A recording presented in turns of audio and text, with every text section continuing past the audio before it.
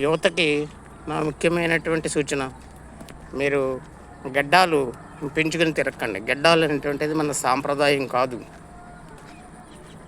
మన హీరోలు, సినిమా హీరోలు గడ్డాలు పెట్టుకుని, గడ్డాలు ఉంచుకుని సినిమాలు యాక్ట్ చేస్తున్నారని చెప్పి ఇప్పుడు యువత కూడా అలాగే తయారయ్యారు. అది చాలా తప్పు. ఒకప్పుడు ఎన్టీ రామారావు గారు, నాగేశ్వరరావు గారు, కృష్ణ గారు, శోభన్ బాబు గారు చక్కగా షేవింగ్ చేసుకుని చక్కగా షూటింగ్లకి అటెండ్ అయ్యేవారు. ఇప్పుడు ఉన్నటువంటి హీరోలకి ఆ టైం లేక వాళ్ళు గడ్డలు పెంచుకుని యాక్ట్ చేస్తున్నారు. ఈ గడ్డం అనేటువంటిది మన సంస్కృతి సాంప్రదాయం కాదు. అది ఎవరి సంస్కృతి సాంప్రదాయం అనేటువంటిది మీకు పూర్తిగా ఇప్పటికి అర్థమై ఉంటుంది.